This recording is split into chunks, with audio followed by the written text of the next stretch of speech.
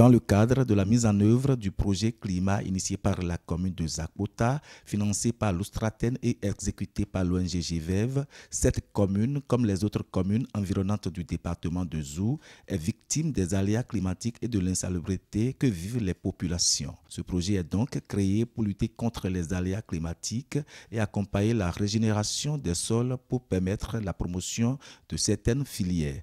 Le vendredi 9 mai 2025, les partenaires de ce projet ont décidé de faire le suivi après son exécution. On a eu aussi des activités de reboisement, de repeuplement de 2 îlots forestiers.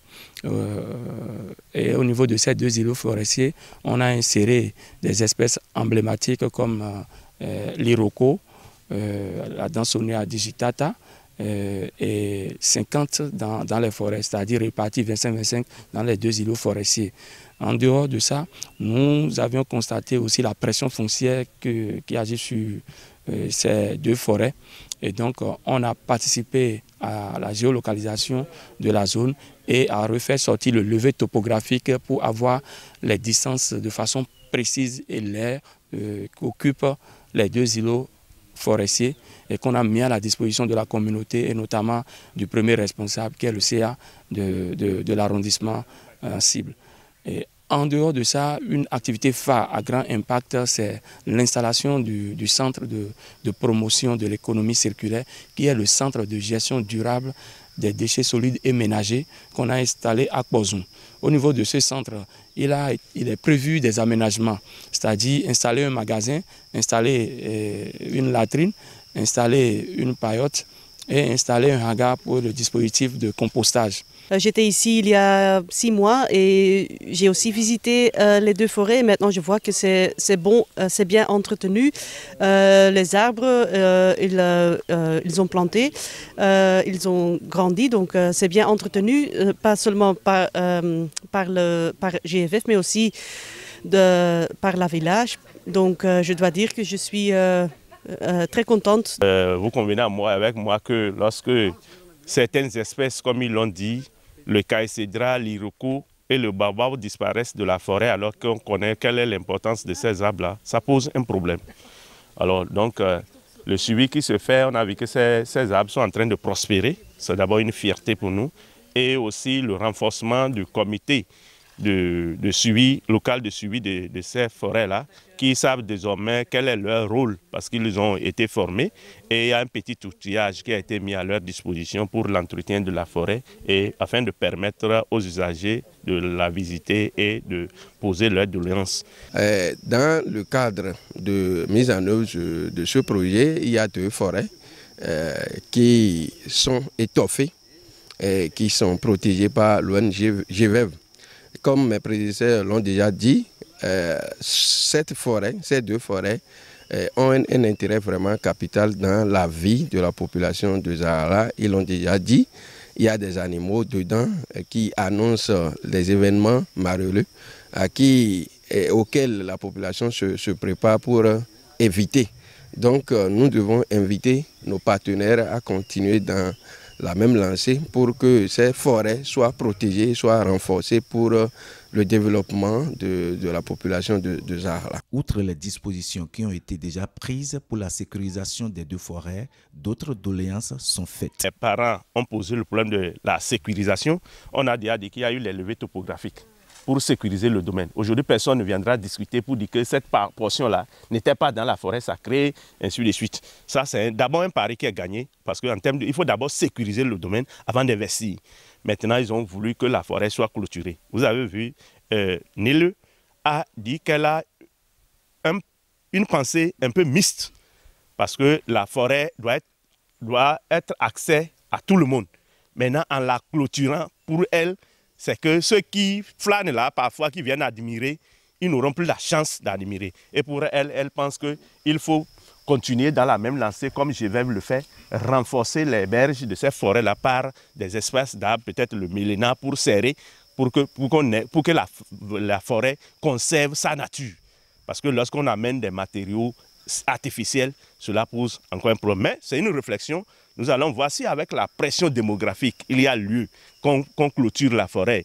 Nous allons voir par quel matériel il faut clôturer si ce n'est pas du grillage.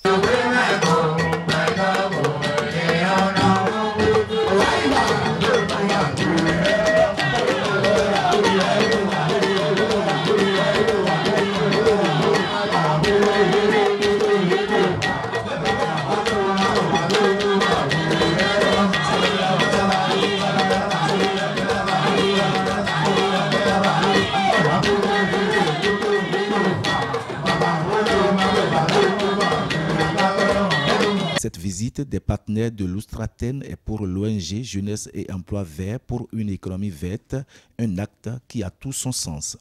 C'est une action louable parce que quand on est dans une coopération et on investit quelque part, il faut venir voir comment ça se passe. Mais avec les partenaires aujourd'hui, on a vu qu'eux aussi ils ont une très bonne impression de ce qu'on est en train de faire parce qu'aujourd'hui, on fait face aux effets des changements climatiques.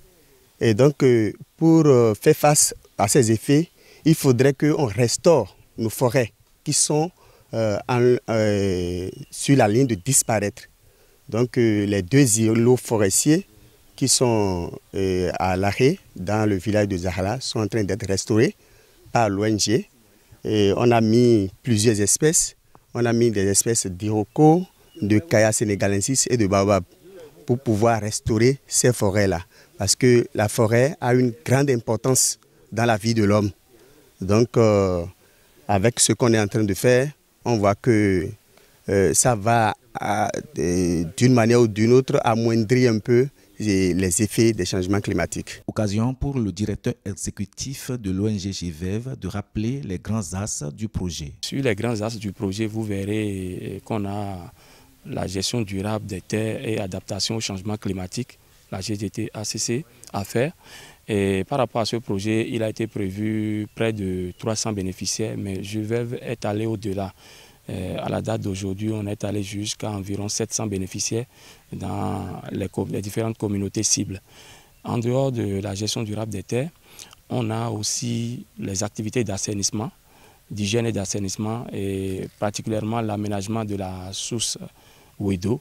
Et au niveau de la source Wedo, on a combiné pratiques endogènes et pratiques modernes. On a faire surtout la promotion de l'économie circulaire dans cette zone à travers le recyclage et la réutilisation des pneus usagés qu'on a utilisés pour mettre en place des dispositifs de barrière contre l'érosion. On a utilisé aussi des espèces naturelles qui luttent contre l'érosion comme le vétiver, qui est une plante qui lutte sauvagement contre l'érosion.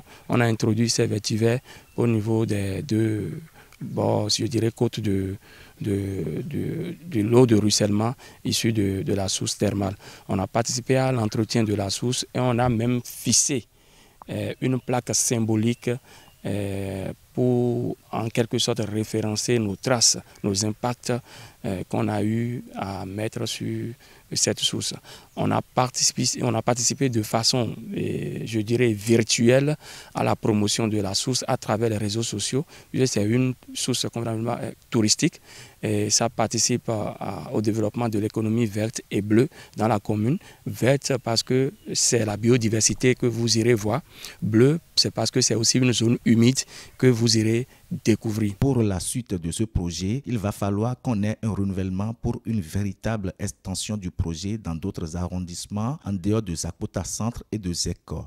Il faut également soutenir GVEV ONG dans la révolution de l'économie verte dans la commune de Zakpota à travers la production des briquettes de charbon vert pour lutter contre la déforestation, la production des pavés à base des sachets et autres éco-produits.